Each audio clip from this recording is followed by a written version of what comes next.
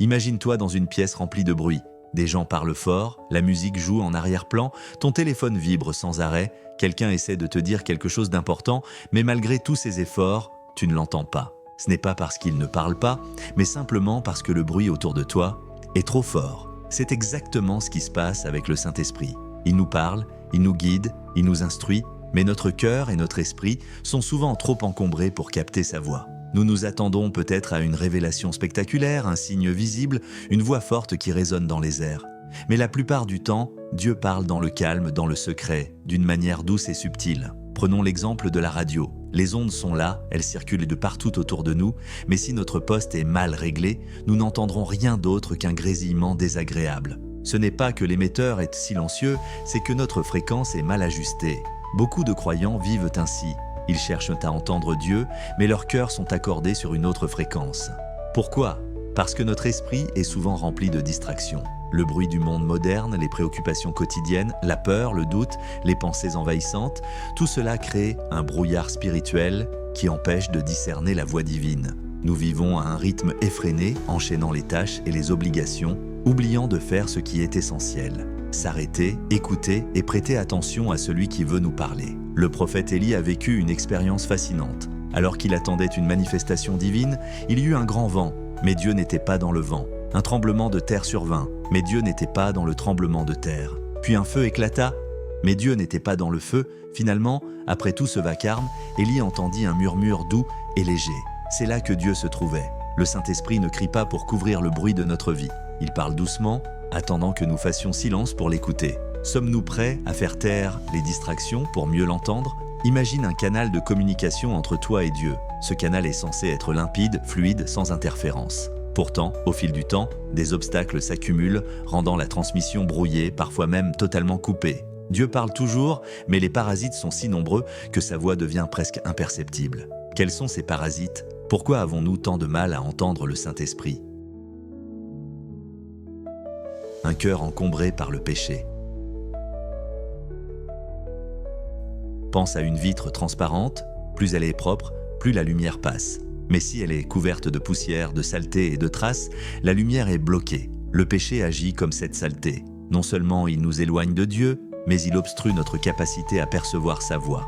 Ce n'est pas que Dieu nous punit en restant silencieux, c'est que nous nous sommes nous-mêmes placés dans une position où nous ne pouvons plus bien entendre. 2. Le doute et le manque de foi. Si un enfant doute constamment que son père puisse lui répondre, il ne prêtera même pas attention à sa voix. C'est la même chose avec Dieu. Si nous croyons qu'il ne parle plus aujourd'hui, nous ne serons pas réceptifs à sa voix. Jésus a dit que celui qui a des oreilles pour entendre, entende. Matthieu 11, Vève-tien. Avoir des oreilles ne suffit pas, encore faut-il être convaincu que Dieu désire nous parler. 3. Un trop-plein de distractions. Nous vivons dans une ère où le bruit est omniprésent. Notifications, vidéos à la chaîne, conversations sans fin, nos esprits sont saturés d'informations.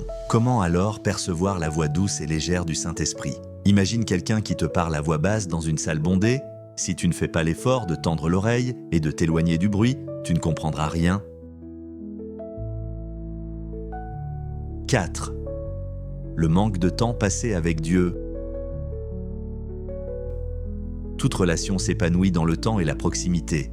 Un ami avec qui tu ne parles jamais ne pourra pas te guider dans les moments difficiles. C'est pareil avec Dieu. Comment espérer reconnaître sa voix si nous ne passons jamais de temps à l'écouter ?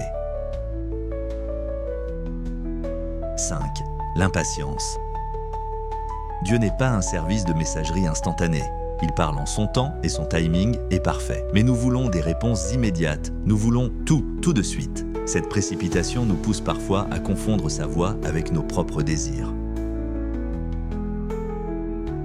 6. Un manque d'obéissance. Pourquoi Dieu continuerait-il à nous parler si nous ignorons déjà ce qu'il nous a dit précédemment ? L'obéissance ouvre les portes à de nouvelles révélations.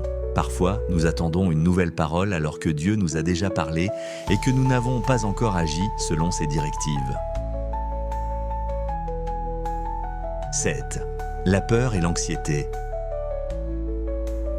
Lorsque nos pensées sont envahies par la peur, l'angoisse et les inquiétudes, il devient difficile de discerner la paix que le Saint-Esprit nous donne. Imagine une mer agitée. Tant que la tempête fait rage, le reflet du ciel est invisible.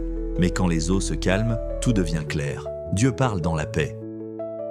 Si nous voulons entendre le Saint-Esprit, nous devons identifier et éliminer ces obstacles. Chacun d'eux est comme une barrière qui étouffe la voix divine. La question est, sommes-nous prêts à les surmonter? Dieu désire nous parler. Il ne chuchote pas à certains élus en laissant les autres dans le silence. Non, sa voix est accessible à tous ceux qui prennent le temps d'écouter. Mais entendre Dieu ne se fait pas au hasard. Comme un musicien qui accorde son instrument avant de jouer, nous devons ajuster notre cœur et notre esprit pour percevoir sa voix avec clarté. Alors, comment faire? Quels sont les ajustements nécessaires pour être réceptif à la voix du Saint-Esprit? Cherche à avoir un cœur pur. Imagine un canal d'eau limpide. Tant qu'il est propre, l'eau s'écoule sans problème. Mais s'il est obstrué par des déchets, le flot est ralenti, parfois même bloqué. Le péché agit comme ces déchets. Il nous coupe de la clarté de la voix divine. Ce n'est pas que Dieu cesse de parler, c'est que nous sommes trop encombrés pour entendre. Confesser ses péchés, demander pardon et accepter la purification de Dieu est la première étape vers une communication fluide avec lui. Renouvelle ta foi. Nous écoutons mieux ceux en qui nous avons confiance. Si nous doutons que Dieu parle encore aujourd'hui, notre cœur se ferme inconsciemment à sa voix. La foi est une antenne qui capte le signal divin. Jésus a dit « Tout est possible à celui qui croit » Marc 9, 23. Croire que Dieu veut te parler est la première condition pour l'entendre. Fais taire le bruit du monde. Nous sommes entourés de distractions, notifications incessantes, télévision, obligations quotidiennes. Tout cela génère un brouhaha constant. Mais Dieu ne force pas sa voix à travers le bruit. Il parle dans le silence. Apprenons à nous retirer, à créer des espaces de calme, à écouter sans précipitation. Il est difficile de capter un murmure quand on est dans un concert assourdissant. Passe du temps avec Dieu. Plus on passe du temps avec quelqu'un, plus on reconnaît sa voix instinctivement. Il en est de même avec Dieu. Lire la Bible, méditer sa parole, prier et adorer nous familiarise avec sa manière de parler.